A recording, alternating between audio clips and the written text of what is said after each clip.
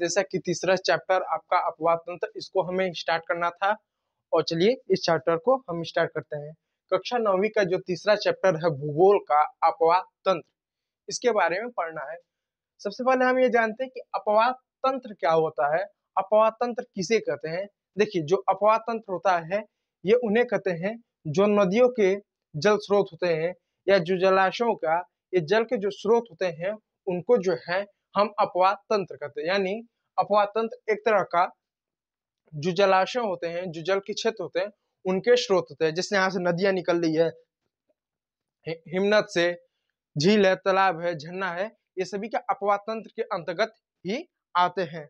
तो मैं लिख दूं, एक नदी तंत्र द्वारा जिस क्षेत्र का जल प्रवाहित होता है उसे अपवाद द्रोणी कहते हैं।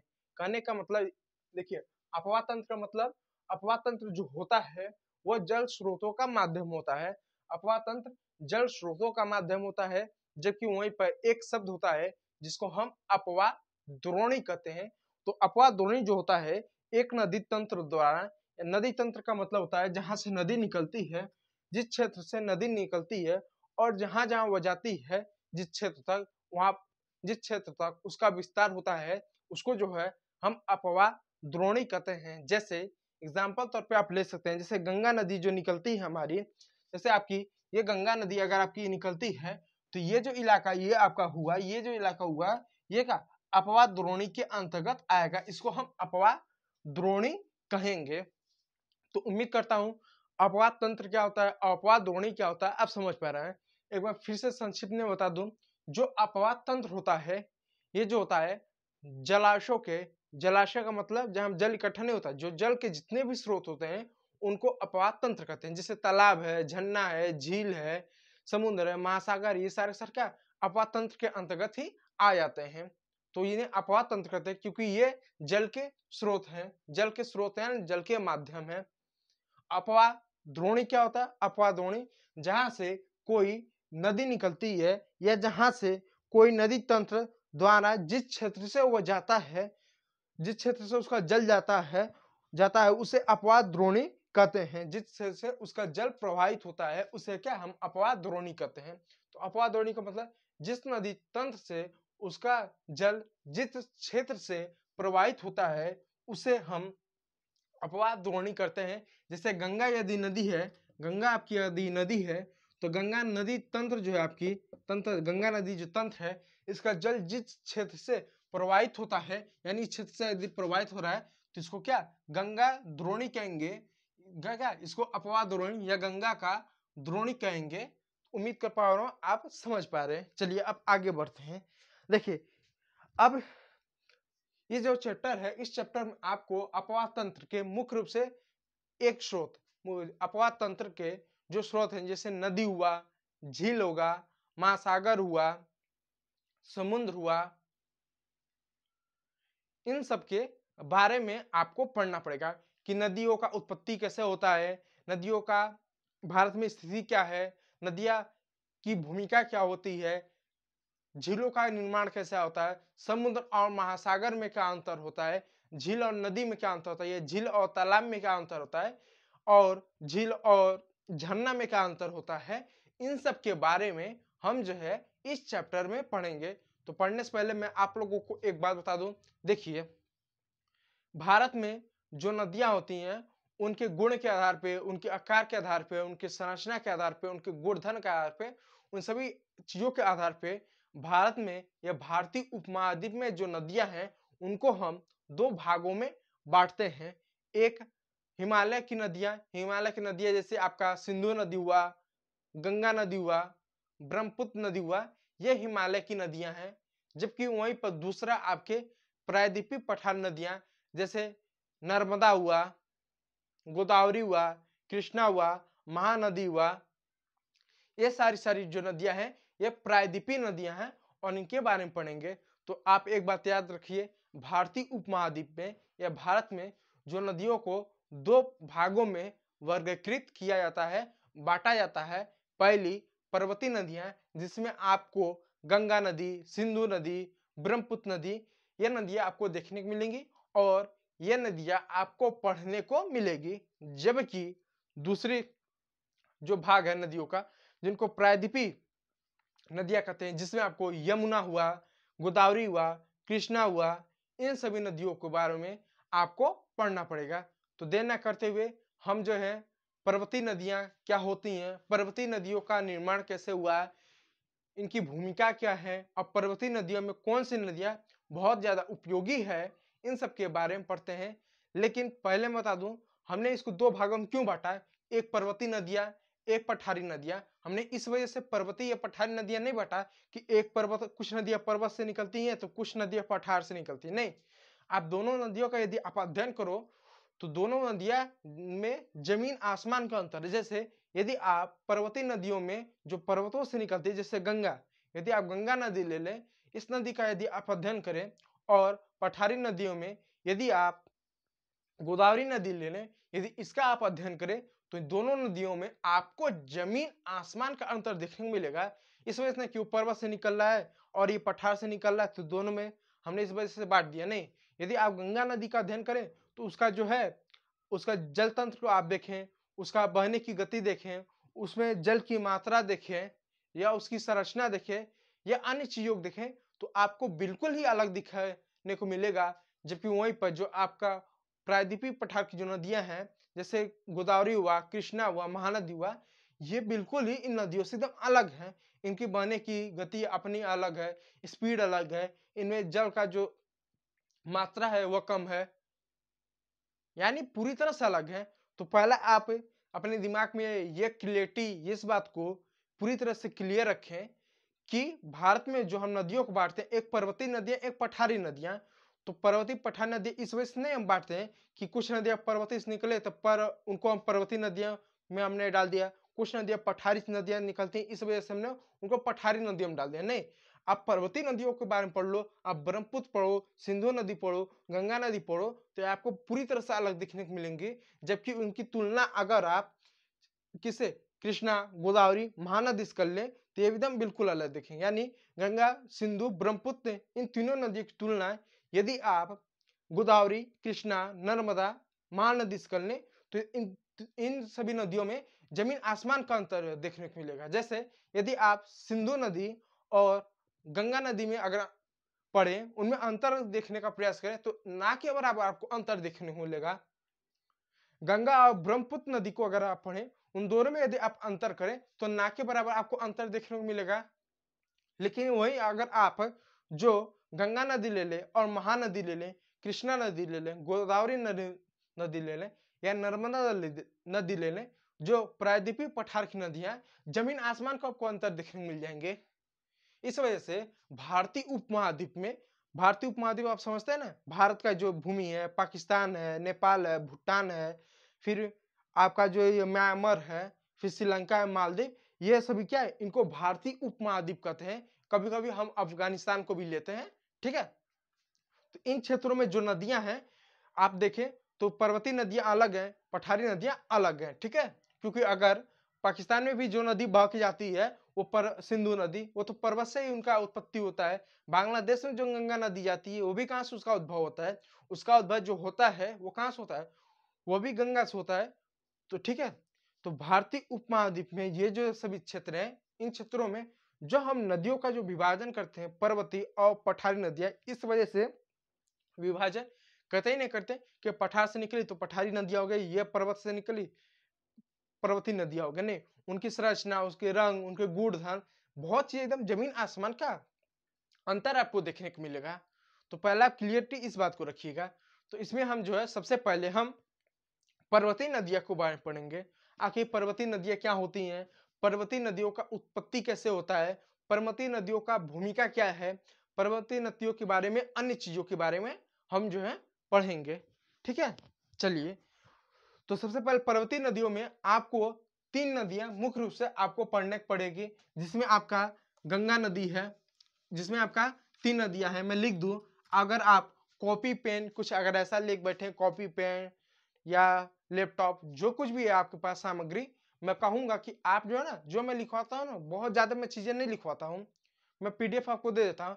लेकिन क्या है कि जो चीजें आप मैं यहाँ पर लिखवाता हूँ, मैं कहूंगा कि आप यदि उसको नोट करेंगे ना, तो आपका एक हैंड रिटन नोट से तैयार हो जाएगा, प्लस आप जब कभी भी रिवीजन करेंगे, रिवीजन करना चाहे, याद करना चाहे, तो यदि आप इन सभी चीजों को पढ़ लेंगे ना तो आपको आसानी से चीजें याद हो जाएंगी। कोई बहुत ज्यादा चीजों की जरूरी नहीं रहेगा कि किताब बहुत ज्यादा पढ़ने की जरूरत है या बहुत ज्यादा चीजों की याद करने की जरूरत। हाँ, मैं कहूंगा एनसीईआरटी जो किताब है आपको बहुत ही बेहतर है, बहुत ही सुंदर है, बहुत अच्छी किताब है। मैं कहूंगा कि कम से कम 2 से 3 बार एनसीईआरटी किताब जरूर पढ़ें, क्योंकि यदि आप वीडियो देखने के बाद यदि पढ़ेंगे ना तो आपको बहुत सी चीजें समझ आएंगी और बहुत ये इंपॉर्टेंट है अपतंत्रों के लिए समझने के लिए। ठीक है, तो पहला भारतीय उपमहाद्वीप में आप लिखना चाहे तो भारतीय उपमहाद्वीप में नदियों को 2 भागों में वर्गीकृत या विभाजित किया जाता है। पहला पर्वतीय नदियां, दूसरा प्रायद्वीप नदियां। तो पर्वतीय नदियां कौन कौन सी नदियां आती हैं आप लिख सकते हैं, जैसे गंगा नदी हुआ, गंगा हुआ, दूसरा ब्रह्मपुत्र हुआ, तीसरा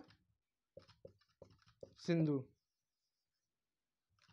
गंगा, ब्रह्मपुत्र, सिंधु। ठीक है, ये 3 नदियां जो है ये क्या पर्वतीय नदियां हैं। तो अब इन तीनों नदियों के बारे में जो है हमको जो है क्रमशः पढ़ना पड़ेगा कि ये नदियां जो होती हैं क्या होती हैं। ठीक है, सिंधु और ब्रह्मपुत्र इस पर्वतीय श्रृंखला के उत्तरी भाग से निकलती हैं।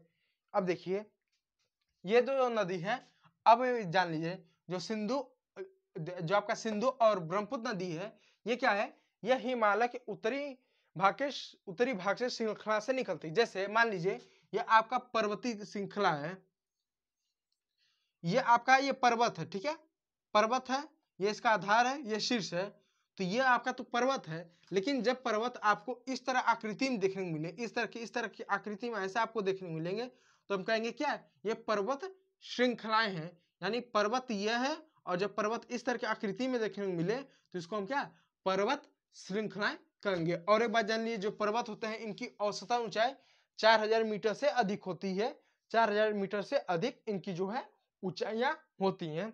ठीक है, तो ये बता रहा है कि ये आपका जो भारत है, मैं मैप बना के मैं आपको समझाऊं। अब मैप पर बहुत ज्यादा इसको मान लीजिए आपका ये भारत है, एक मिनट रुकिए, आप मैप पे बहुत ज्यादा औसत सीरियस मत लीजिएगा, आप बस समझिए। जैसे मान लीजिए ये जो है आपका जो है भारत है, अगर ये आपका भारत है तो यहाँ पर ये क्या ये जो क्षेत्र है, ये जो क्षेत्र आपका जो है, ये जो क्षेत्र है, ये जो आपका क्षेत्र है, ये जो आपका इलाका है, ये क्या ये वो इलाका है, ये आपका कौन सा इलाका है, ये आपका पर्वत है। ये जो आपका है ना ये पर्वत है, ये आपका पर्वत है, पर्वत है, पर्वत है, पर्वत है, पर्वत है, पर्वत है, नेपाल के क्षेत्र में आ जा रहा है। ठीक है, ये पर्वत है, ये आपका पर्वत है, क्या है आपका पर्वत है। तो पर्वत के उत्तरी, ये उत्तरी हिस्सा है, तो पर्वत के उत्तरी शीर्ष में यहाँ से आपका जो है कौन सा नदी निकलता है, इसी जगह से आपका जो है सिंधु नदी निकलता है, सिंधु। और इधर ही से जो है आपका कुछ इस तरीके से ऐसा आपका जो इधर ही से क्या ब्रह्मपुत्र भी निकलता है, इसको ऐसा करिए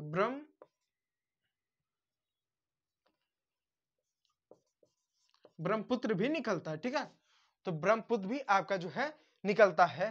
तो ये बताया जा रहा है कि जो सिंधु और ब्रह्मपुत्र जो नदी है सिंधु और ब्रह्मपुत्र नदी इस पर्वतीय श्रृंखला के उत्तरी भाग से निकलती है। यानी ये जो पर्वतों की जो श्रृंखला है इसके इस उत्तरी भाग से निकलती हैं, इसका उत्तरी भाग से, यानी यहाँ से कुछ इस तरीके से आपका जो है निकलती उत्तरी भाग से निकलती हैं। और इस तरह से हमारे नेपाल के रास्ते, तिब्बत के रास्ते हुए क्या है इस तरह से ऐसा आपका बता, वो मैप में आपको मैं अभी बताऊंगा। अभी बस मैं इतना ये कहना चाहता हूँ कि आपका जो सिंधु नदी है और जो ब्रह्मपुत्र नदी है यह पर्वतीय श्रृंखला के उत्तरी भाग से निकलती हैं। यानी सिंधु और ब्रह्मपुत्र नदी ये पर्वतीय श्रृंखला के उत्तरी भाग से ये निकलती हैं। और एक बात जान लीजिए, पर्वतों को काटकर ये गार्जों का निर्माण करती हैं। अब ये जानिए जब ये नदियां निकलती हैं, यानी ब्रह्मपुत्र, सिंधु या गंगा नदी, जब ये नदियां निकलती हैं तब पर्वतों को काटकर गार्ज का निर्माण करती हैं। अब सवाल उठता है ये गार्ज क्या होता है, गार्जन नहीं, गार्ज या गार्जो कर सकते हैं, गार्जों का निर्माण करती हैं, गार्जों का निर्माण करती। अब सवाल होता है ये गार्ज क्या होता है। देखिए जब ये नदियां निकलती हैं, जब पर्वतों से नदियां निकलती हैं तो इसके बारे में कुछ चीजें जानिए। देखिए जो पर्वतों से नदियां निकलती है, जैसे गंगा हुआ, ब्रह्मपुत्र हुआ, सिंधु नदी, ये जो नदियां होती हैं ये 12 मासी नदियां होती हैं। 12 मासी यानी साल के 12 महीने में इसमें जल होता है। यानी नदियों में कभी भी आपको ऐसा नहीं देखने को मिलेगा कि इसमें मई के महीने में, जून के महीने में या साल के किसी महीने में आपको पानी ना देखने को मिले। यानी ये जो नदियां हैं ये 12 मासी नदियां हैं। साल के 12 महीने इसमें पानी होता है। अब साल के 12 महीने में क्यों पानी होता है, इसके कुछ कारण है। पहला कि यहाँ पर इन इन क्षेत्रों में, पर्वतीय क्षेत्र में अच्छा खासा बारिश होता है। बारिश होने की वजह से इसमें जल रहता है। दूसरा, जो हमारे पर्वतों की जो श्रृंखला है ना, यहाँ पर पर्वतों की आपकी जो श्रृंखला है ना, इन पर्वतों की श्रृंखला जो हिमनद है, हिमनद यानी बर्फ है। यदि आप पर्वतों का फोटो देखो तो देखो आप बर्फ जमा रहता है। तो जैसे जैसे गर्मी का सीजन आता है, ठंडी को गर्मी का सीजन आता है, तो ये क्या हिमनद यानी जो हिमानी है, हिमनद है, जो बर्फ है, ये पिघलते हैं, बड़े पैमाने पिघलते हैं। पिघल को जो पानी है ये क्या इन नदियों में क्या आता है, इन नदियों में आता है, जिससे साल के 12 महीने इसमें पानी रहता है। गर्मी के समय पिघलता है ये बर्फ, इस वजह से गंगा, ब्रह्मपुत्र, सिंधु में पानी रहता है। और बारिश के समय तो पानी मिलता रहता है, ठंड के समय तो कोई बात ही नहीं है, सूखता नहीं है, उतना वाष्प नहीं बनता है। तो इस वजह से ये जो नदियां होती हैं, इन नदियों में 12 महीनों, 12 मासी है, 12 महीने आपको क्या जल देखने को मिलेगा, पानी देखने को मिलेगा। दूसरा, ये नदियां जो कि हिमालय से निकलती हैं, हिमालय की ऊंचाई 4000 मीटर से अधिक है, 6000, 7000, 8000 ऊंचाई पर ये नदियां निकलती हैं। तो ऊपर से यदि आप एक ढेला भी किसी को मारो ना, छोटा सा पत्थर, तो उसको बहुत तेजी से क्या वो लगेगा। तो ये नदियां हजारों किलोमीटर, हजारों मीटर की ऊंचाइयों से क्या ये नदियां निकलती हैं। जब ये निकलती हैं, जो कि 12 मासी हैं, हमें हमेशा जल रहता है, पर्याप्त जल रहता है। जब ये निकलती हैं तो बहुत ही तेज गति से ये धरती पे आती हैं, धरती पे यानी मैदानी क्षेत्र में, यानी समतल भूमि पे आती हैं। यानी बहुत ही तेजी से क्या ये जमीन पे, यानी पर्वतों से जमीन पे आती हैं, बहुत ही तेजी से आती हैं। और जब बहुत ही तेजी से जब ये आती हैं तो उनके रास्ते में जो भी कुछ भी रहता है, छोटा बड़ा पत्थर उथर या कुछ भी, उसको धक्का मारते हुए वह उसको बहुत सी तेजी से पुश करते हुए, धक्का देते हुए एक तरह से निकलती हैं। धक्का तो हम नहीं कर सकते हैं। जब ये बहुत तेजी से निकलती हैं तो अपने मार्ग में कुछ भी आ जाए, कंकड़ पत्थर जमीन, उसको बहुत तेजी से घिसती हैं। घिसने का मतलब समझते हैं, अपर्दन करती हैं। जैसे जब कभी भी बारिश हो तो बारिश में आपने देखा होगा, जैसे मान लीजिए बारिश हो रहा है तो बारिश में आपने ध्यान दिया होगा कि जब बारिश होता है, जब बहुत तेज बारिश होता है, तो जब पानी गिरता है तो उससे देखे कुछ समय बाद देखते हैं कि जब पानी बहता है ना, तो क्या होता है, वो अपने साथ मिट्टी को बहा कर ले जाता है। अगर आपने कभी ध्यान दिया हो तो आप ऐसा समझिए, मान लीजिए आपके घर के आसपास कोई आपको एक गड्ढा देखने को मिलेगा। मान लीजिए अपने घर के आसपास आपने कोई 15 मीटर आपने कोई गड्ढा खनवाया और बाद में अचानक बारिश हो गया और बारिश बहुत तेज हुआ, तो बाद में क्या होगा, जैसे जैसे बारिश होगा तो बारिश से पानी बहेगी, जो पानी हो ना वो जल होगा वो बहेगा। और जब बहेगा तो अपने साथ कंकड़, मिट्टी, धूल, जो मिट्टी जो भी रहेगा उसको बहा कर ले जाएगा, एक तरह से कहेंगे कीचड़ को बहा कर ले जाएगा, एक घिसेगा, उसका अपर्दन करेगा। अपर्दन करने के बाद जो गड्ढा रहेगा, इसी गड्ढे में क्या वो जो पानी है वो आकर भरेगा, वो पानी है वो क्या होगा आकर भरेगा। और जब पानी जब भर जाएगा और जब सूख जाएगा तो आप उसके बाद उस गड्ढे की अगर आप लंबाई निकालो, गहराई निकालो, तो वो आपको क्या 14 मीटर या 14.5 मीटर ही देखने को आपको मिलेगा। 1 मीटर या आधा मीटर उसकी गहराई कम हो जाएगी। कैसे कम हो गया, क्योंकि जब बारिश हुआ तो मिट्टी का अपर्दन हुआ, छोटे मोटे कीड़ धूल जितने भी चीजें थी, कीचड़ सब पानी क्या उसको बहा कर ले जाकर जहां पर खाते वहां पर पाट दी। और एक गड्ढा जो पहले 10 मीटर था अब 14 मीटर या 14.5 मीटर ही आपको देखने मिलेगा। तो पानी ने क्या किया, मिट्टी का अपर्दन किया। ठीक उसी प्रकार जब पर्वतों से ये नदियां जब निकलती, जो कि 12 मासी है, हमेशा जल रहता है, कभी जल के पानी कभी कमी नहीं रहता, और जो कि हजारों मीटर की ऊंचाई पर जब ये निकलती हैं तो इसमें इतना गति होता है, इतना जल होता है, अपने रास्ते में जो कुछ भी आता है इसको घटते हैं, उसको घिसाव करते हैं, खूब बहुत तेजी से ऐसा ऐसा घिसाव करते हैं। और घिसाव करने की वजह से इनके रास्ते में जो कुछ भी आता है उसको घिसाव करते हैं। आज जो कि हमेशा निकलती रहती हैं तो धीरे धीरे उस चीज का घिसाव करती हैं, और घिसाव करने के बाद क्या करती है उसको काट के समाप्त कर देती है। जैसा आप ऐसा समझिए, आप ऐसा समझिए, जैसे मान लीजिए ये कोई नदी है, अब ये नदी कोई निकल रही है, अब इधर मान लीजिए कोई बड़ा सा पत्थर आ जाए।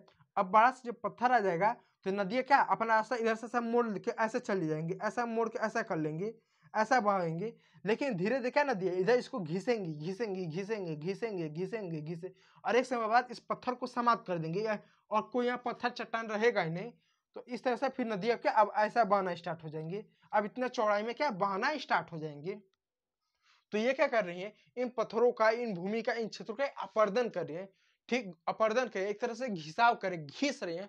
घिस कर छोटे छोटे उसके टुकड़े कर देते हैं। और कभी भी आप नदी में जाओ तो देखो आपको बालू मिलता है। तो क्यों बालू मिलता है, वो बालू जो होते हैं वो छोटे छोटे टुकड़े होते हैं ना, वो जब पर्वतों से निकलते हैं उनके रास्ते में जो भी कंकड़ पत्थर उसको घिसती हैं, घिस के ना छोटा छोटा सा बारीक कण कर देते हैं। और बाद में वही आपको जो है आपको देखने को मिलता है नदियों के अंदर, जब नदियों में पानी कम हो जाता है या नदियां जब सूखने लगता है, ठीक है, तो अपने रास्ते में जो कुछ भी आता है तो घिसने लगती हैं। तो कभी कभी ऐसा हो जाता है, मान लीजिए कोई नदी है निकल रही है, और क्या होता है इनके रास्ते में मान लीजिए कोई ऐसा थी पर्वत आ गया, मान लीजिए के रास्ते में कोई ऐसा जो है एक पर्वत आ गया, इनके रास्ते में मान लीजिए ऐसा कोई पर्वत आ गया। अब जब ये पर्वत आ जाता है उसके बाद भी क्या नदियां जो होती हैं इस तरीके से ऐसे मोड़ते हुए ऐसा निकल जाती हैं।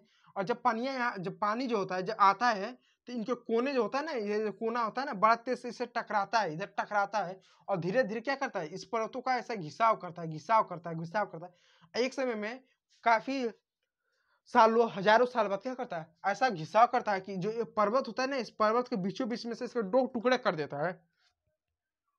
पर्वत की क्या दो टुकड़े हो जाते हैं। कौन कर देता है, नदियां कर देते हैं। ये कहने का मतलब ये है कि जैसे मान लीजिए कोई नदी आ रही थी या नदी कोई आ रही थी, ऐसा बीच में कोई पर्वत पड़ा तो नदी ने अपना रास्ता ऐसा चेंज कर लिया, इधर से ऐसा बहने लगे, ऐसा बहने लगे। लेकिन पानी का जो तेज इतना था, धीरे धीरे क्या इन्होंने इसका धीरे धीरे इन्होंने घर्षण किया, खूब घर्षण किया। और घर्षण करने के बाद क्या यहाँ पर इसको क्या दो टुकड़ों में इसको बांट दिया। क्या किया इन्होंने दो टुकड़ों में बांट दिया, और नदी क्या अब इस तरीके से इधर से बह रही है, और इधर क्या ऐसा पर्वत आपको देखने को मिलेगा, तो इधर से आपको एक पर्वत देखने को मिलेगा, यानी साइड साइड से पर्वत आपको देखने को मिलेगा, और बीच में क्या आपको नदी बहते हुए दिखेगी। अगर अच्छे से मैं मैप बनाकर अगर मैं दिखाना चाहूँ तो मान लीजिए यहाँ पर आपको कोई इस तरीके से आपको पर्वत दिखने को मिलेगी, और यहाँ पर इस तरीके की आपको जो है पर्वत देखने को मिलेगी, और बीचों बीच जो है इस तरीके से नदी बह रही है। इस तरीके से क्या आपको कोई नदी बह रही है, ये क्या आपको कोई नदी बह रही है, आपको जो है बीच में कुछ इस तरीके से कोई आपको नदी बह रही है। तो क्यों पहले का एक पर्वत ही हुआ करता था जो बीच में आया, और काफी सालों हजार साल में ये क्या क्या नदियां ने खूब उसको उससे टकराई, उससे घर्षण हुआ, ऐसे धीरे धीरे ऐसा ऐसा ऐसा ऐसा ऐसा घर्षण खूब हुआ। और घर्षण बाद क्या हुआ, एक समय बाद वो दो टुकड़ा हुआ, और बीच में से नदी क्या उस पर्वत को काटते हुए, चीरते हुए, फाड़ते हुए क्या अपना रास्ता बना ली। तो अब ये दो क्या ये पर्वत हो गए, पहले एक ही थे जो कि अब दो हो गए, अब बीच में से नदी निकल रही है। तो इसको जो है हम गार्ज कहेंगे, इसको हम क्या कहेंगे, गार्ज कहेंगे। क्या कहेंगे, गार्ज कहेंगे, गार्ज कहेंगे, सॉरी गार्ज कहेंगे, गार्ज कहेंगे।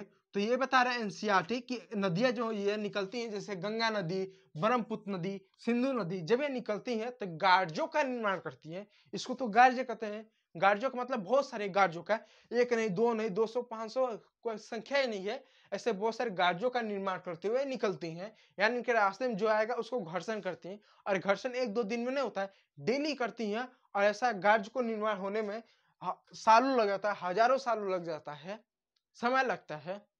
ठीक है, तो गार्ज क्या होता है आप समझ पा रहे हैं। तो इस गार्ज क्या होता है इसको बताने के लिए मैंने आपको ये बताया कि ऊंचाई पर से निकलती हैं, 12 मासी होती हैं, 12 महीने इसमें जल होता है। और जल क्यों होता है, एक तो बारिश से ये क्या इनके अंदर जल आता है, दूसरा जो बर्फ है, जो हिमनद है वो पिघलता है, इसमें क्या होता है पानी रहता है।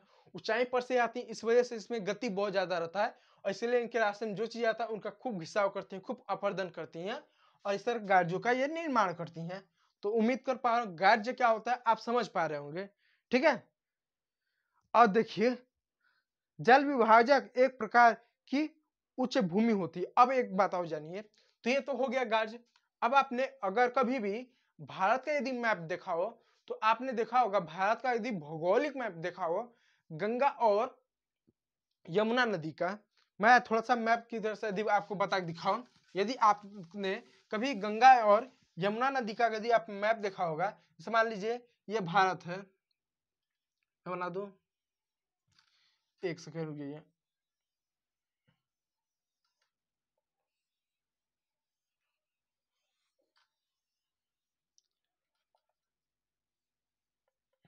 ठीक है। मान लीजिए भारत है, आप बहुत ज्यादा इधर जाने देखने की जरूरत मत कीजिएगा, ठीक है। मान लीजिए भारत है, ठीक। अब मान लीजिए अगर ये भारत है तो मान लीजिए अगर ये गंगा नदी है, मान लीजिए गंगा नदी, ये गंगा नदी है, और ये मान लीजिए यमुना नदी है, ये गंगा नदी है और मान लीजिए यमुना नदी है। और आपको मालूम है कि गंगा और यमुना जो नदी होती है, गंगा और यमुना जो नदी होती है, ये गंगा और यमुना जो नदी होती है, यमुना जो नदी होती है वो इलाहाबाद में दोनों नदी मिलती है। यानी आप अगर मैप में देखो तो जो गंगा नदी और यमुना नदी ये दोनों क्या एक ही जगह से निकलती हैं, यानी एक जगह से मतलब थोड़ा सा आगे पीछे निकलती हैं। तो कभी अगर आप मैप देखो तो ऐसा देखने मिल रहा है कि चलो ये गंगा नदी यमुना नदी है, तो आप देखते हैं कि गंगा और यमुना नदी जो होते हैं इलाहाबाद, इलाहाबाद, इलाहाबाद यानी प्रयागराज, प्रयागराज, पुराना नाम इलाहाबाद, नया नाम प्रयागराज। तो यमुना और गंगा नदी जब निकलते तो मैप में देखो तो आपको मैप में जब भी यमुना और गंगा नदी दिखाया जाएगा तो मैप में उनके जो बीच की जो दूरी रहेगी वो कुछ ही किलोमीटर रहेगी, या मैप तक कुछ ही इंच दिखाया जाता है। इनके बीच की जो दूरी होती है ना, यहाँ पर जो दूरी होती है वो कुछ ही किलोमीटर होती है, कुछ ही किलोमीटर होती है, कुछ ही किलोमीटर ये दूरी होती है। ये क्या कुछ ही किलोमीटर ही दूरी होती है, कुछ ही किलोमीटर ही दूरी होती है, कुछ ही किलोमीटर ही दूरी होती है। तो आपने कभी सवाल मन में कि यहाँ से दोनों निकले पर्वत से, तो दोनों इतना दूरी सफर करने के बाद जो है, इतना दूरी सफर करने के बाद दोनों इलाहाबाद में मिल रही हैं, उसके पहले बीच में कहीं मिल ही नहीं रहे। तो आखिर ऐसा क्यों हो रहा है, आखिर इन दोनों बीच में ऐसा क्या है इनके इधर बीच में जो दोनों को आपस में बीच में मिलने ही नहीं दे रहा। और मिल रहे इतना दूरी तय करने के बाद यहाँ पे ये लोग क्या प्रयागराज इलाहाबाद में आकर मिल रहे हैं। तो आखिर इन दोनों के बीच में क्या है, तो ये जो इन दोनों के बीच में क्या है आप ऐसा समझे, ये जैसे मान ली गंगा यमुना है, तो इन दोनों के बीच में ये जो जमीन है ना, ये जमीन उठी हुई जमीन है, उठी हुई भूमि है, इसको हम उच्च भूमि कहते हैं, उच्च भूमि कहेंगे, उच्च भूमि कहेंगे। ये देख सकते हैं ना मैप में, तो ये जो इनके बीच की जो भूमि है ये इसको हम उच्च भूमि कहेंगे।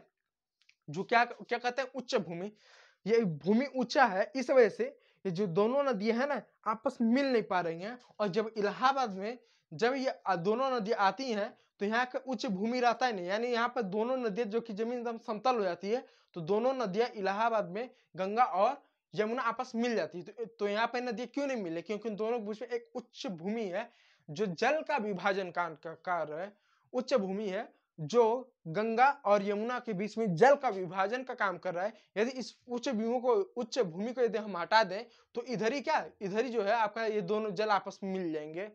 तो उच्च भूमि इस वजह से क्या हो रहा है, यहाँ की जो दोनों नदी है ना आपस में मिल नहीं रही हैं, तो उच्च भूमि क्या करिए यमुना और गंगा को काफी दूरी से अलग करते हुए लेकर आ रही है। लेकिन इलाहाबाद में उच्च भूमि है ही नहीं, इस वजह से दोनों नदियां मिल जा रही हैं। तो सवाल है कि इलाहाबाद में गंगा और यमुना क्यों मिलती है, उसके पहले क्यों नहीं मिल जाती हैं, क्यों, क्योंकि इस वजह से नहीं मिल पाते क्योंकि यहाँ पर उच्च भूमि है, इनके बीच की जो है ना भूमि ऊंची है। आप मैप को समझाना चाहे तो आप ऐसा समझे, जैसे मान लीजिए इस तरह की भूमि है, जैसे मान लीजिए भूमि है, इस तरह की भूमि है, इस तरह की कोई भूमि है, इस तरह की क्या भूमि है, इस तरह की क्या भूमि है, इस तरह की उच्च भूमि है। ये क्या, ये जो भूमि है ना उच्च भूमि है, इस तरह की उच्च भूमि है, इस तरह की ये ऊंची भूमि है। और यहाँ से ये गंगा यमुना इस तरह से बढ़ रही है, इनके बीच में ऊंची भूमि है, यहाँ जमीन थोड़ा सा उठा हुआ है, थोड़ा सा क्या उठ गया है, इस वजह से ये क्या दोनों आपस में यहाँ पे मिल ही नहीं पाते, अब मिलती है तो केवल इलाहाबाद में।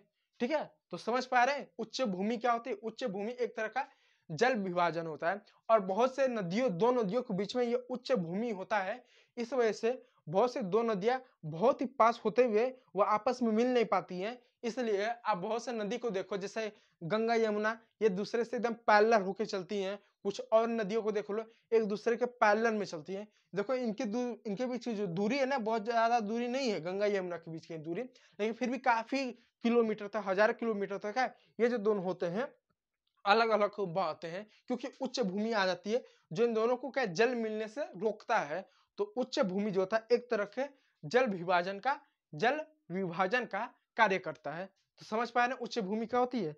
चलिए अब आगे देखिए, सिंधु नदी का उद्गम मानसरोवर झील के निकट स्थित है। अब सिंधु नदी का जो उद्गम है वो मानसरोवर झील के निकट है। अब देखो सिंधु नदी के बारे में कुछ चीज जान लें, ठीक है। तो मैं उम्मीद कर पा रहा हूं कि आप जो है जो ये है उच्च भूमि जो जल विभाजन होता है वो समझ पाए, गार्ज क्या होता है आप समझ पाए। अब जो है सिंधु नदी के बारे में जानते हैं कि सिंधु नदी का उद्गम कहाँ पर होता है, यानी सिंधु नदी का उद्गम कहाँ पर होता है, इसका उत्पत्ति कैसे होती है, इसका एग्जैक्ट लोगों उद्गम कहाँ पर होता है। फिर उसके बाद सिंधु नदी की सहायक नदियों को पढ़ेंगे, फिर गंगा और ब्रह्मपुत्र की नदी। अभी मैंने गंगा की नदी के बारे में पढ़ाया नहीं है, बस मैंने कुछ ज्योग्राफिकल जो कंडीशन है उसको मैंने बताया कि पर्वत श्रृंखला क्या होती है, गार्ज किसे कहते हैं, उच्च भूमि किसे कहते हैं, ताकि आपको समझ में आती। गार्ज का मतलब ये होता है, उच्च भूमि का मतलब ये होता है। अभी आपको विसर्प पढ़ना पड़ेगा, गोकुर झील पढ़ना पड़ेगा, फिर झील पढ़ना पड़ेगा कि झील क्या होता है, झरना क्या होता है, झील और झरना में क्या अंतर होता है, ठीक है। तालाब और झरना में क्या अंतर होता है, या तालाब और झील में क्या अंतर होता है, नहर में क्या अंतर होता है, नहर और नदी में अंतर क्या होता है। और ये भी आपको पढ़ना पड़ेगा कि जो नदियां होती है ना टेढ़ी क्यों होती हैं। कभी अगर आप नदी को देखो तो कभी नदी ऐसा नहीं बहती है, कभी भी नदी बहती है तो ऐसा ऐसा ऐसा ऐसा ऐसा ऐसा ही बहती है, जिग ऐसा आड़ा टेढ़ा आड़ा टेढ़ा आड़ा टेढ़ा ही बहती है, ऐसा ऐसा ऐसा ऐसा ही बहती है। क्यों ऐसा नहीं बनती है, कभी सोचा है आपने। तो ये सारी चीजों को इसमें एनसीईआरटी ने बता रखा है, तो इन सभी चीजों को क्या हम पढ़ेंगे, लेकिन वह क्रमशः पढ़ेंगे। पहले जो जो सब आते जा रहे हैं, गार्ज क्या होता है, उच्च भूमि क्या होता है, उन सबको पढ़ते जाए। उसके बाद धीरे धीरे इन सब नदियों के बारे में भी पढ़ेंगे, ठीक है।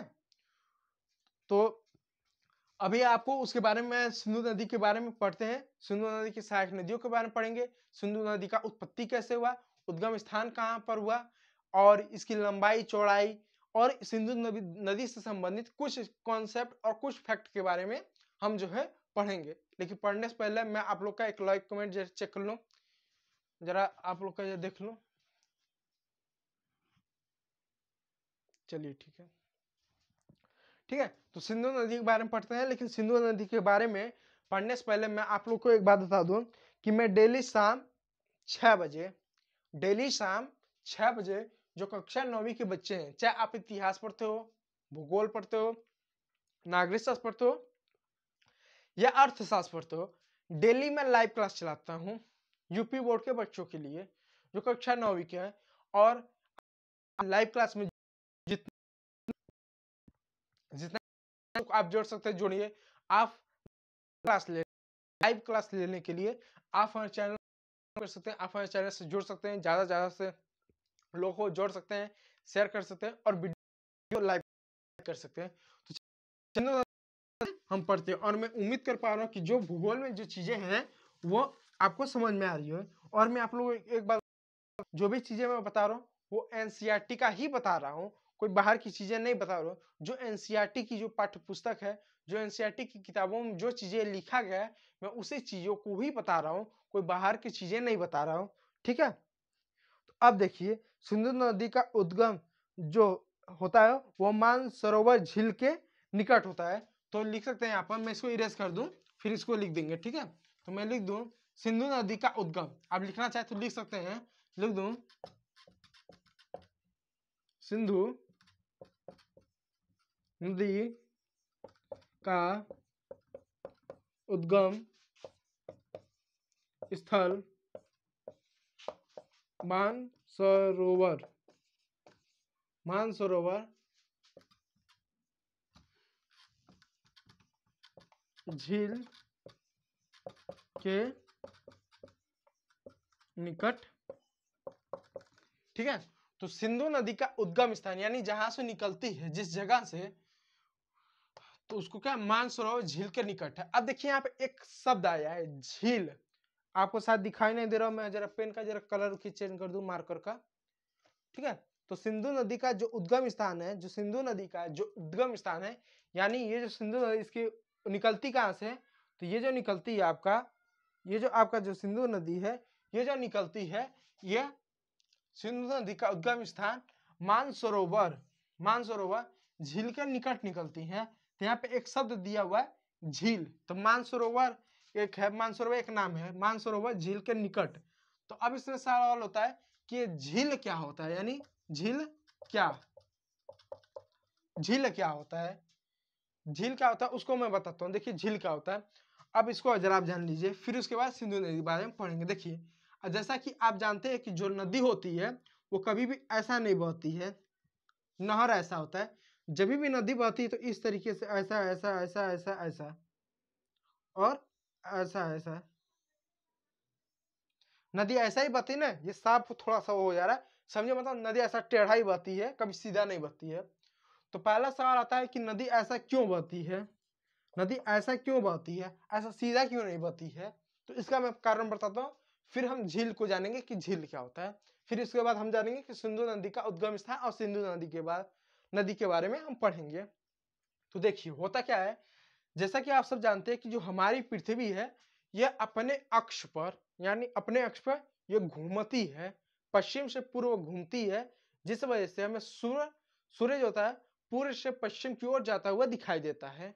ठीक है, पृथ्वी जो है अपने अक्ष पर, अक्ष यानी अपने स्थान पर घूमती है पश्चिम से पूर्व, इस वजह से हमें सूर्य क्या पूर्व से पश्चिम को जाता हुआ दिखाई देता है। ठीक है, तो जो पृथ्वी जब पश्चिम से पूर्व घूमती है तो 1 घंटे में कई हजार किलोमीटर की गति से घूमती है। ठीक है, अब नेट पर सर्च करिए कितने किलोमीटर प्रति घंटे से घूमती है। ठीक है, तो जो पृथ्वी है यह पश्चिम से पूर्व घूमती है और कई हजार किलोमीटर प्रति घंटे की स्पीड से यह घूमती है। तो इसके घूमने के कारण, जब ये घूमती है ना, तो इसके घूमने के कारण एक बल उत्पन्न होता है जिसको हम अभिकेंद्री बल या हम कोरियालिस बल बोलते हैं। अब ये अभिकेंद्री या कोरियालिस बल क्या होता है, जैसे यदि आपने साइंस पढ़ा होगा तो साइंस में एक न्यूटन रहे होंगे जिन्होंने गुरुत्वाकर्षण या गुरुत्वीय बल के बारे में बताया होगा, जिसको हम ग्रेविटेशनल फोर्स कहते हैं। तो उन्होंने गुरुत्वाकर्षण बल के बारे में क्या बताया कि आप पृथ्वी की सतह से कोई भी वस्तु को पृथ्वी पर खड़े होकर, कोई भी वस्तु सजीव हो चाहे निर्जीव कुछ भी, यदि आप ऊपर फेंकोगे तो पृथ्वी क्या हर फेंकी हुई वस्तु को अपने आकर्षित करती है। तो ये क्या, ये आपका गुरुत्वाकर्षण बल है। तो इस तरह का ये क्या एक गुरुत्वाकर्षण बल है। ठीक उसी प्रकार का एक बल है जिसको हम अभिकेंद्री या कोरियालिस बल कहते हैं। और ये कोरियालिस बल जन्म कैसे लेता है, बनता कैसे है। देखिए जैसे कि हमारी जो पृथ्वी है ये पश्चिम से पूर्व घूमती है, जब ये घूमती है तो प्रति घंटे में 1 घंटे में हजारों किलोमीटर की स्पीड से घूमती है। तो इसके घूमने के कारण एक बल उत्पन्न होता है जिसको हम अभिकेंद्री या कोरियालिस बल कहते हैं। और इसी बल के प्रभाव के कारण पृथ्वी पर कई सारी घटनाएं घटती हैं। एक घटना यह घटती है कि पृथ्वी ऊपर और नीचे यानी ध्रुवों पर चपटी होती है, बीच में उभर गई है। एक घटना तो ये देखने को मिलता है इस कोरियालिस अभिकेंद्री बल की वजह से। दूसरा ये हमको देखने को मिलता है कि ये जो आपका जो कोरियालिस बल है, इसी बल का प्रभाव इन नदियों पर पड़ता है, इसी बल का प्रभाव इन नदियों पर पड़ता है, जिसकी वजह से क्या ये नदियां थोड़ा सा इस तरह के तीखा मोड़ लेते हुए बहती हैं। यदि पृथ्वी ना घूमे तो दिन रात और बहुत तरह की चीजें होंगी, लेकिन शायद ये पृथ्वी पर यदि कोई नदी का उत्पत्ति हो, कोई नई नदी का उत्पत्ति हो तो टेढ़ी ना हो, सीधे बहे। ठीक है, सीधे बहे। तो कोरियालिस बल का एक प्रभाव होता है जिससे क्या नदियां थोड़ी सी क्या इस तरह की विसर्ग के रूप में इस तरह के टेढ़ा आपको बहते हुए दिखाई देती हैं। अब ऐसा नहीं कि इस वजह से दिखाई देती हैं, क्योंकि इन पर क्या कोरियालिस बल का एक तरह से प्रभाव होता है, इस वजह से नदी आपको कभी बहते हुए दिखाई देती है, तो इस तरह की आकृति में दिखाई देती है। ठीक है, दिखाई देती है। ठीक है, और एक बात जान लीजिए, पृथ्वी पर जितनी भी नदियां बहती हैं वो ढाल के अनुसार बहती है, यानी जहां पर ढाल ऊंचाई हो वहां पर जाती नहीं, जहां ढाल वहां पर नदी जाती हैं। लेकिन फिर इस तरह की आकृति इस वजह जाती है क्योंकि वो जो आपका कोरियालिस जो अभी केंद्रीय बल है उसका प्रभाव पड़ता है, इस वजह से नदियां इतना टेढ़ी में इस जिगजैग के रूप में बहती हैं। तो ये तो क्लियर हुआ नदियां इस तरह से क्यों बहती हैं। अब दूसरा जानिए, ये जो नदी की जो आकृति होता है इसको हम बोलते हैं, ये जो नदी की जो टेढ़ापन होता है ना, ऐसा ऐसा जो ऐसा ऐसा ऐसा जो नदी बहती है, ऐसा ऐसा ऐसा ऐसा ऐसा जो नदी बहती है, तो इसको हम बोलते हैं विसर्प। इसको जो है ना, इसको हम बोलते हैं विसर्प, बस नाम है। जो ऐसा टेढ़ा उभरा हुआ ना, इसको हम विसर्प बोलते हैं, इसको विसर्प बोलते हैं, इसको हम विसर्प बोलते हैं, इसको हम विसर्प बोलते हैं, इसको हम विसर्प बोलते हैं। ये विसर्प है, ये विसर्प है, ये विसर्प है, ये जो है क्या आपका क्या विसर्प है। ठीक है, तो विसर्प है।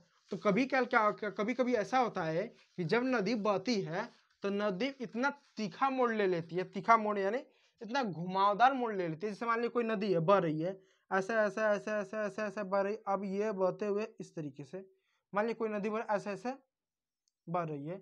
मान लीजिए कोई नदी जो है, अब ऐसा समझिए कोई नदी है इस तरीके से, इस तरीके से,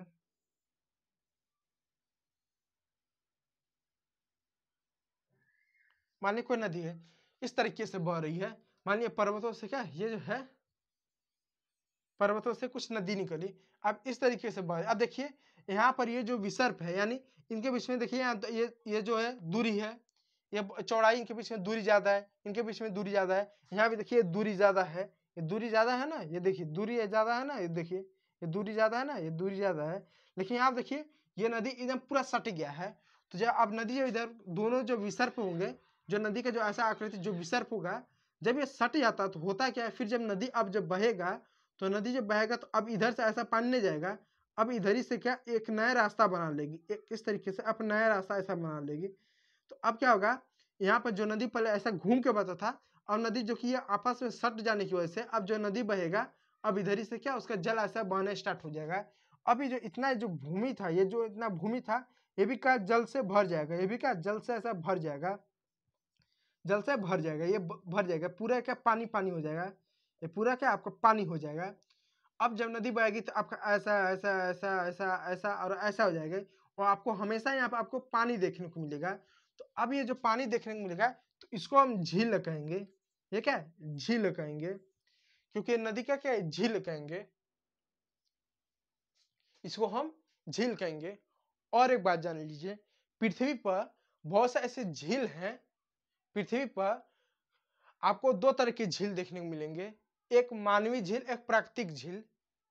मानवीय प्राकृतिक झील में क्या होता है, जैसे मान लीजिए पहले मैं झील को बता दूं क्या होता है। मानवीय और प्राकृतिक दो तरह की झील देखने को मिलेंगे। जैसे मान लीजिए ये एक नहर है, इंसानों ने क्या किया, यहाँ पर बांध बना दिया, तो यहाँ पर पानी इकट्ठा होने लगेगा, तो ये भी एक तरह से झील हो जाएगा। ये मान लीजिए कोई नदी है, मान लीजिए कोई नदी है, ये नदी है, ये नदी है, यह नदी है, इंसानों ने क्या किया, बीचों बीच क्या यहाँ पर बांध बना दिया। अब बांध बनाने से अब यहाँ पर क्या होगा, पानी जमा होगा, तो ये प्राकृतिक झील हो गया, प्राकृतिक प्राकृतिक प्राकृतिक झील हो गया, झील हो गया।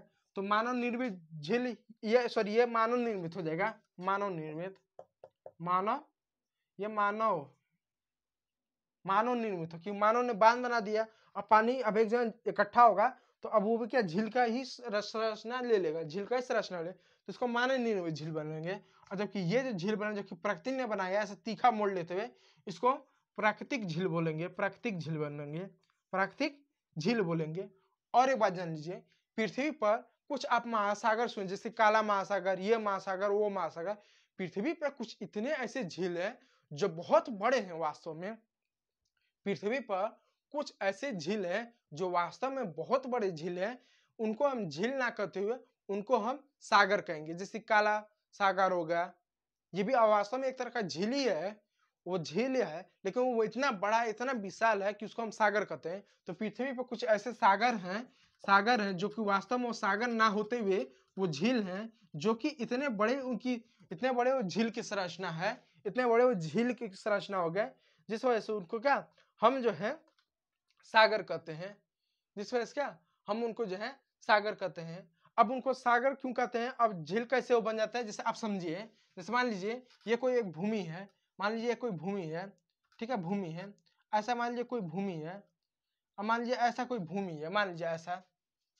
मान लीजिए यहाँ पे ये गड्ढा है, खूब गड्ढा है, मान लीजिए यहाँ से कोई नदी निकली, ऐसे ऐसे बते यहाँ पे आ गई, और सारा सारा जो पानी है बह के आके इसी में बैठ रहा है, गड्ढा बहुत बड़ा गड्ढा है, तो इसको क्या कहेंगे, ये आपका झील ही तो बना है, एक तरह से पानी आगे जमा हो रहा है, लेकिन ये बहुत बड़ा होगा इसलिए इसको सागर कह देंगे।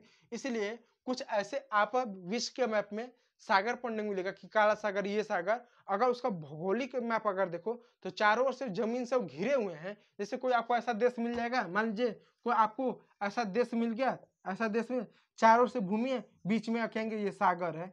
अब सवाल उठता है ये सागर कैसे आ गया बीच में, चारों ओर से भूमि है, बीच में क्या ये सागर है। तो जो सागर है वो क्या है, वो शायद सागर जो रहा होगा वो नदी का ही एक भाग है, वहां पर उस वहां पर कहीं पर पर्वत रहा होगा तो नदी निकली होगी, बाद में वो जो नदी है वहां पर गड्ढे जैसे संरचना होगी, वहां की भूमि खाल रही होगी, घाटी उटी कुछ ऐसा रहोगी, जहां पर धीरे धीरे बाद क्या पानी आकर जमा हो गई होगी, और बाद में वो एक झील बन होगा, और झील इतना बड़ा हो गया होगा कि बाद में उसको लोगों ने सागर कहा है।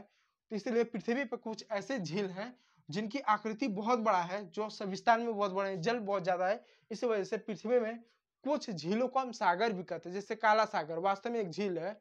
एक और दो झील है जिनको हम सागर कहते हैं। मैप में आप देखिएगा। तो झील क्या होता है, झील बनता कैसे है, और झील दो तरह के होते हैं, एक प्राकृतिक झील, एक मानव निर्मित। प्राकृतिक झील जो प्रकृति ने ऐसा बना दिया, मानव निर्मित कोई नदी है, हमने बांध बना दिया, पानी इकट्ठा हो रहा है, वो झील हो गया। और एक बताओ जान लीजिए, जो झील होता है वो खारा मीठा दोनों भी होता है, यानी खारे पानी का भी झील होता है और मीठे पानी का भी झील होता है। अब ये भी जान लीजिए कि मीठा खट्टा कैसे होता है। खारा झील तब होता है जब उसका पानी क्या गति नहीं कर पाता। जैसे मान लीजिए कोई नदी, जैसे मान लीजिए कोई नदी है, अब यहाँ पर बांध बना दिए, अब जब क्या होगा, जब पानी आप रोक देंगे तो कुछ समय बाद उसका पानी क्या गति नहीं कर पाता, एक जगह इकट्ठा होने लगता है। और एक जगह जब इकट्ठा होने लगता है और कहीं गति नहीं कर पाता है, पानी ना तो आ पाता है जा पाता है, जमा हो रहता है, एक समय बाद उसके पानी में खट्टापन आ जाने लगता है, खारा होने लगता है। जबकि कुछ ऐसे झील होते हैं जहाँ का पानी हर समय, हर मौसम में या हर कुछ समय बाद चेंज होता रहता है, आता है जाता है, आता है जाता है। इस वजह से वहाँ पानी का जो जल होता है मीठा होता है। मीठा मतलब चीनी जैसा नहीं लगेगा, लेकिन आप सामान्यतः पी सकते हो, ऐसा होता है। उसको स्वच्छ करके पी सकते हो, उसको पीने पर खट्टा खट्टा नहीं लगेगा, ऐसा रहता है। ठीक है, तो खारा मीठे भी पानी के झील आपको देखने को मिलते हैं। ठीक है, तो झील क्या होता है आप समझ पा रहे होंगे। ठीक है, तो विसर को भी आप याद रखिएगा। और जो होता है क्या बोला जाता है कि नदी जो होती है इस तरह से जिगजैग सांप की आकृति नुमा है, या टेढ़ा मेढ़ा क्यों होती है, उसको भी आप याद रखिएगा। तो चलिए सिंधु नदी के बारे में मैं जो बता रहा था कि जो सिंधु नदी का जो उद्गम स्थल है वो मानसरोवर के झील के निकट है, यानी मानसरोवर नाम का एक झील है, उसके निकट इसका जो है उद्भव है। तो यहाँ से इसकी उत्पत्ति हुई है। उम्मीद कर पा रहा हूं आप जो है चीजें समझ पा रहे हैं। ठीक है, इसकी क्या उत्पत्ति हुई है। अब इसके कुछ सहायक नदियों के बारे में जान लीजिए। सहायक नदियां जैसे जास्कर है, नुब्रा है, श्योक है, हुंजा है। कुछ सहायक नदियों के बारे में जान लीजिए। इसकी सहायक नदियां लिख सकते हैं, इसकी सहायक नदियां, नंबर 1 जास्कर, श्योक, तीसरा हुंजा, चौथा पेरियार।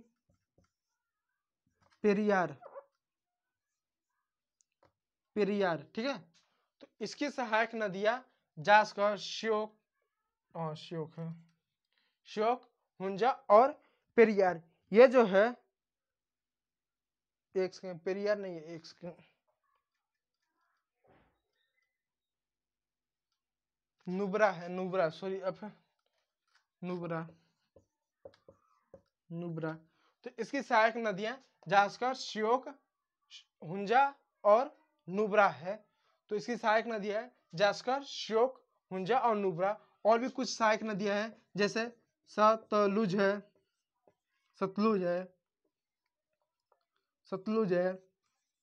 ब्यास है, रावी है। ये ऐसा नदियां हैं कि सतलुज है, ब्यास है, रावी है, झेलम है, आपका क्या झेलम है। ये भी क्या आपके कुछ सहायक नदी है, सतलुज है, ब्यास है, रावी और झेलम है। ये भी क्या सिंधु नदी के सहायक नदी हैं। और एक बात और जान लीजिए, ये जो चार नदियां हैं आपका सतलुज है, ब्यास है, रावी है और झेलम है। यानी नंबर लिख दूं 5, 6 + 7 + 8। ये जो नदियां हैं, ये जो नदियां क्या करती हैं, ये जो नदियां हैं ये पाकिस्तान में मिठानकोट, पाकिस्तान में मैं लिख दूं पाकिस्तान के मिठानकोट में ये चारों नदियां एक हो जाती हैं। पाकिस्तान के मिठानकोट में ये चारों नदियां एक हो जाती हैं। यानी ये इस तरह के ऐसे नदियां रहती हैं, ऐसे नदियां रहती हैं, और यहाँ पर क्या ये नदियां जो थी एक हो जाती हैं, पाकिस्तान के मिठानकोट में एक हो जाती हैं। और एक होने के बाद फिर जो है ये क्या सिंधु नदी में मिलती हैं। यानी पाकिस्तान के मीठा खोल में ये चारों नदियां सतलुज, ब्यास, रावी, झेलम। देखिए मैंने इसको सतलुज लिखा है, कुछ लोग इसको सतलज लिखते हैं। एनसीईआरटी ने सतलुज दिया इसलिए मैंने सतलुज लिखा है। ठीक है, एनसीईआरटी जो पुस्तक है उसमें सतलुज उन्होंने लिखा है और एक जगह ही नहीं उन्होंने कई जगह पे लिखा, इसलिए मैंने सतलुज लिखा है। ठीक है, फिर बोलिएगा नहीं सतलज तो सतलुज क्यों लिखा, एनसीईआरटी लिखा तो मैंने लिखा है। ठीक है, तो ये जो सतलुज है, ब्यास है, रावी और झेलम है, ये पाकिस्तान के मिठानकोट में चारों एक हो जाती हैं, उसके बाद फिर पाकिस्तान में मिलती हैं। ठीक है, तो अभी सिंधु नदी के बारे में अभी समाप्त नहीं हुआ। ठीक है, एक होते हुए क्या मिलती हैं, फिर उसके बाद क्या ये जो होती हैं क्या होती हैं। ठीक है, तो एक होती है और पाकिस्तान के क्या मिठानकोट में क्या ये जो है पाकिस्तान के मिठानकोट में क्या ये जो है सिंधु नदी से मिलती हैं। यानी ये चारों एक होती हैं, एक होने के बाद पाकिस्तान के मिठानकोट में सिंधु से मिलती हैं, सिंधु से मिलते हैं, सिंधु से मिलती हैं, सिंधु से मिलती हैं। इसको जो है आप जो है ध्यान रखिएगा। और एक बात जान लीजिए, ये सब चीजों को पहले आप नोट कर लीजिए।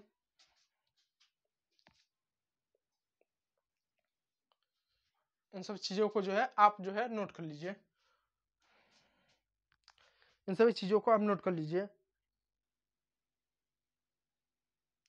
ठीक है, अब एक बात और जानिए, जो ये जो नदी है, जो आपका जो ये जो आपका जो सिंधु नदी है, सिंधु नदी का 1/3 द्रोणी, द्रोणी समझ गया ना, जैसे मान लीजिए यह नदी बन रहा है यह, तो ये जो इलाका हुआ जहाँ से इसका जल बह के आता है वो क्षेत्र को द्रोणी कहते हैं, अपवाद द्रोणी कहते हैं। तो भारत में इसका जो द्रोणी है 1/3 यानी 33% जो द्रोणी है, जो क्षेत्र है वो भारत में है। जैसे कुछ क्षेत्र लद्दाख में है, पंजाब में है, कुछ पश्चिमी क्या पंजाब, देखिए आपका ये कहाँ है मैं लिख दूं, लद्दाख के में है, लद्दाख में है, फिर आपका पंजाब में है, पंजाब में है, 1 2 3 हरियाणा है, हरियाणा है, और चौथा जो है पश्चिमी राजस्थान, राजस्थान का जो पश्चिमी हिस्सा है, पश्चिमी राजस्थान, पश्चिमी राजस्थान। तो इस 1/3 भाग यानी जो इसका 1/3 जो द्रोणी है, द्रोणी का मतलब समझ में आ रहा है ना आप लोग को। जैसे ये नदी है, मैं फिर बता दूं, ये नदी जिस क्षेत्रों से निकलती है, इसका जल तंत्र जहां से बहता है, यानी एक नदी तंत्र द्वारा जिस क्षेत्र का जल प्रवाहित होता है उसे अपवाद द्रोणी कहते हैं। तो इसको अपवाद द्रोणी कहते हैं। तो 33% हिस्सा जो है ये भारत के इन चार क्षेत्रों में है, लद्दाख, पंजाब, हरियाणा और पश्चिमी राजस्थान। तो इन चारों क्षेत्रों में भारत में सिंचाई की जाती है इससे। और एक बात और जान लीजिए, और जान लीजिए, और एक बात जान लीजिए, भारत पाकिस्तान सिंधु जल समझौता, एक चीज लिख लीजिए, भारत पाकिस्तान, पाकिस्तान, भारत पाकिस्तान, मैं लिख दूं भारत पाकिस्तान सिंधु जल समझौता, भारत पाकिस्तान सिंधु जल समझौता अनुच्छेद, सिंधु जल समझौता 1960, भारत पाकिस्तान सिंधु जल समझौता 1960 के तहत जो है समझौता होता है 1960 में, भारत पाकिस्तान सिंधु जल समझौता 1960, इसके तहत भारत सरकार को सिंधु जल का 20% जल पर अधिकार है, 20% जल पर अधिकार है, यानी अधिकार है। ठीक है, यानी सिंधु नदी पर हमारा पूर्णतः अधिकार नहीं है क्योंकि पाकिस्तान भी जाता है। तो इस पर क्या हमारा जो है सिंधु जल समझौता 1960 के तहत क्या इस पर जो है सिंधु नदी पर जो जल है उसके 20% जल पर हमारा अधिकार है। यानी अगर उसमें 100 लीटर पानी है तो 100 लीटर पानी में 20 लीटर पानी हमारा है। ठीक है, और इसका प्रयोग पंजाब, हरियाणा, पश्चिमी उत्तर प्रदेश सिंचाई के लिए करते हैं। ठीक है, तो उम्मीद कर पाओ ना आप समझ पा रहे हैं। ठीक है, चलिए अगर इसको आप नोट करना चाहें तो नोट कर सकते हैं। इसका जो द्रोणी है इन राज्यों में इसको भी नोट करना चाहे तो नोट कर सकते हैं। ठीक, ठीक है, तो इसी साथ साथ जो सिंधु जल इसी साथ जो सिंधु नदी था यह आपका समाप्त होता है। इसमें इतनी चीज़ों को पढ़ना है। और ज़्यादा चीज़ें यदि आप पढ़ना चाहते हैं तो एनसीईआरटी में बहुत सी चीज़ें भी दी रखी हैं, आप उसको पढ़ सकते हैं, समझ सकते हैं। तो सिंधु नदी के बारे में हमें इतना ही पढ़ना था। सिंधु नदी कहाँ से उत्पन्न होती है, इसके जल के बारे में और इसकी सहायक नदियों के बारे में, इन सब के बारे में हमको इतना ही सिंधु नदी के बारे में पढ़ना है। और कल का जो वीडियो लेक्चर होगा जिसमें हम गंगा नदी के बारे में हम पढ़ेंगे, गंगा के बाद फिर ब्रह्मपुत्र और अन्य चीज़ों के बारे में हम पढ़ेंगे। तो उम्मीद करता हूँ जो वीडियो रहा आपके लिए सहयोगफुल रहा होगा, हेल्पफुल रहा होगा और वीडियो अच्छा भी लगा होगा। यदि वीडियो अच्छा लगा तो एक लाइक और चैनल को सब्सक्राइब कर सकते हैं।